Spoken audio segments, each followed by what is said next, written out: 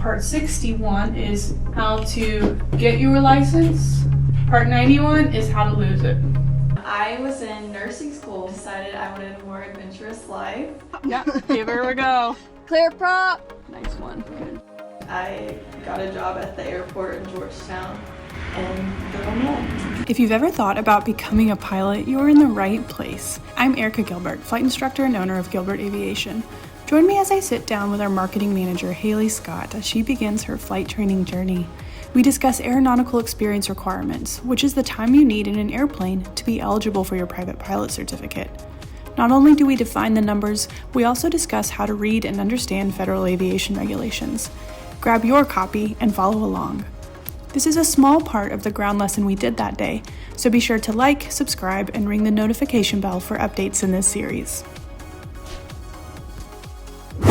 Aeronautical experience requirements, that's what you actually need to be eligible for your private pilot certificate. Everybody has a certain number of hours they need in the airplane before they can take their check ride, but that doesn't necessarily mean they're ready because we have to fly the airplane to certain standards. If you look at the federal aviation regulations, there are two primary categories or parts of the regulations that we look at. One of the things that will help you become very successful is if you get used to reading the federal aviation regulations and understanding them. And before we can do that, we have to kind of understand how it's organized. First, we have Part 61. This is a whole section of regulations within the FARs, and it covers airman certification. So this is everything you need to know about how do I get my certificate? What can I do with it? What can I not do with it? Everything from sport pilot or recreation pilot all the way up to airline transport pilot and CFI and all that stuff is in that part. Part 91 is the other section of regulations we're going to reference a lot while working on our private pilot.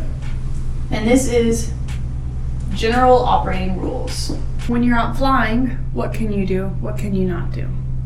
So this is kind of like, what are the rules to get your driver's license, right? You're 15 to get your permit, and maybe you have to take a test to get that. Yeah. So that was what you needed to get your driver's license. But now we need to know the rules of the road. The octagonal red sign that says stop. You gotta know what you're supposed to do when you pull up to that, right? So that's kind of the comparison. An easy way to think about it is Part 61 is how to get your license. Part 91 is how to lose it. So these are going to be the parts of the federal aviation regulations that we reference a lot. Now, if we're looking at aeronautical experience that we need to earn our certificate, which part do you think that's going to be in? Airman certification. Yeah, super easy, right? Yeah. So let's open this guy up and we'll find Part 61. So for private pilots, 109, 61, 109 should be aeronautical experience requirements. So now we're going to flip through here and we're going to find 61, 109. The regulations, they're law, right? They cover absolutely everything. One of the things that you'll see is that there are paragraphs that apply to you and there are paragraphs that don't apply to you. For example, the first section is for an airplane single engine rating. That's us, right? The next paragraph is for an airplane multi-engine rating. That's not us. And then you've got helicopter and powered lift, gyroplane, glider, and more. So it's important that you make sure you are reviewing which section are you looking at. So we're looking at for a single engine airplane. So we'll go back a page. What's a balloon rating? Like a hot air balloon. Oh. Did you know hot air balloons, pilots have to have a certificate? I didn't know that. Now you do. It makes sense. Yeah, it makes total sense, doesn't it? So 61109A tells us what we need. What's the first paragraph say there? For an airplane single engine rating, except as provided in paragraph K in this section, a person who applies for a private pilot certificate with an airplane category and single engine class rating must log at least 40 hours of flight time. Okay, there we go. There's our first aeronautical experience requirement. 40 hours. 40 hours of time. 40 hours of flight time. But that's not common. Or do you think? Correct. That's Okay. not very common. So we need 40 hours of flight time, and what does that need to include? At least 20 hours of flight training from an authorized instructor.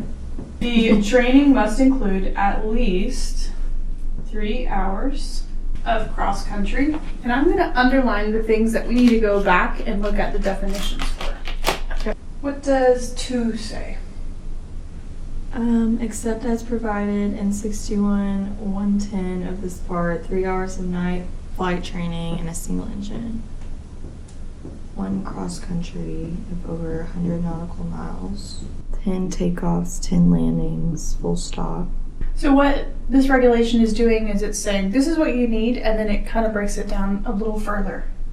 So it said we needed 40 hours of flight time. Within that, we need 20 hours of training. That 20 hours of training needs to include 3 hours of cross country, 3 hours of nighttime, and that night training needs to include 8 cross country and 10 takeoffs and landings to a full stop. Does that mean just like turn the engine off? No, it means you stop all the way, you get off. Sometimes you can get off the runway and then go take off again. Or you can do what's called a stop and go, where you land, come to a full stop on the runway, and then take off again. Okay. What does paragraph 3 say there? 3 hours of flight training in a single engine airplane on the control and maneuvering of an airplane solely by reference to instruments. You do that for your private? Yeah. Interesting. This is not learning for your instrument rating. This is basically learning what to do if you're in an emergency situation where you inadvertently went into a cloud. Okay. I mean, it makes sense to me why you would need that in your private. I always thought that was totally separate. I don't know. Yes. Well, it's kind of like we're going to give you just a little bit, just enough. Yeah. The taste. Yeah. Exactly. I really don't think it's enough, to be honest. No. So instrument training is just like an option? But technically, yes, but I don't think so. Not every pilot has to get their instrument rating. Yeah. If you want to go on and be a professional, you absolutely need it. Yeah. If you want to be safe and have full utilization of an airplane, you definitely need it. I want to do it. I'm just curious. Yeah, but it's a totally separate thing. So Yeah. you don't have to. In fact, there's a lot of non-instrument rated private pilots flying around. And then paragraph 4 tells us we need 3 hours with the CFI in the 2 months preceding your practical exam. Would that still be you? Yeah. Unless you decide you hate me as an instructor and you want to go somewhere else. Aw, shoot. So we need to now define flight time, and we need to define cross country. At the beginning of each part, there is a definitions section. So part 1 is going to have definitions as well, Okay. and flight time is in there.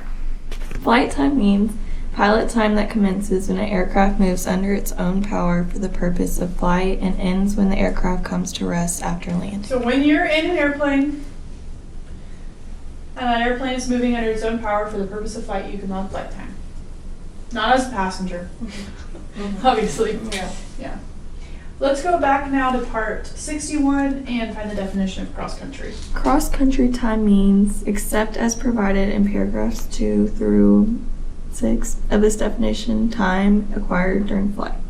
Conducted by a person who holds a pilot certificate, conducted in an aircraft, that includes a landing at a point other than the point of departure, and that involves the use of dead reckoning, pilotage, electronic navigation aids, radio aids, or other navigation systems to navigate to the landing point. However, those 4 points there, A through D, say those only apply except as provided in paragraphs 2 through 7.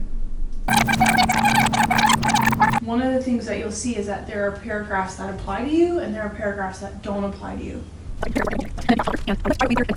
we look at paragraph 2 says, for the purpose of meeting the aeronautical experience requirements for a private pilot certificate. So that's the one that we want to look at. So under paragraph 2, we have some bullet points. What are they? Conducted in an appropriate aircraft. That includes a point of landing that was at least a straight line distance of more than 50 nautical miles from the original point of departure, and that involves the use of dead reckoning, pilotage, electronic navigation aids, radio aids, or other navigation systems to navigate to the landing point. So for us, cross country is going to be in an airplane, and we're landing at least 50 nautical miles from our departure. Important here to know that you have to make a landing. You can't just go fly 50 nautical miles away and then come back. Can you give me an example of what's 50 nautical miles away? From here, Bardstown is 44 miles. London is 62 nautical miles away. How long of a flight is that normally? In training, most cross countries that are about 50 nautical miles wind up being like 1.8 hours. Just under 2 hours because we're taking our time and we're learning as well. I thought they were so much longer. Like, actually, asking. I know, everyone thinks that. I've had like younger students tell their parents they're gonna do their cross country flights or cross country stages, and they're like, well, what time are you gonna be home? Normal time, pretty much. Now we also have solo time. If we go back to 61-109, so this is the flight training. We also have solo time that we need to look at.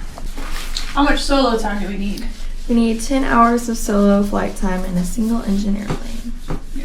5 hours solo cross country, and 1 solo cross country flight of 150 nautical miles. Total distance. Full stop at 3 points. I was gonna say, yeah. Yeah, more than that. Straight line distance of more than 50 nautical miles between the takeoff and landing locations. At least one leg has to be 50 nautical miles, right? Yeah. Is that what it says? 1 segment, yes. I thought you needed 20 solo hours prior to this. Nope.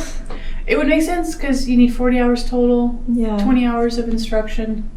Usually people meet the bare minimums of what they need for solo, and the rest of the time is spent with an instructor. Mm-hmm. And then there's one more piece to the solo time.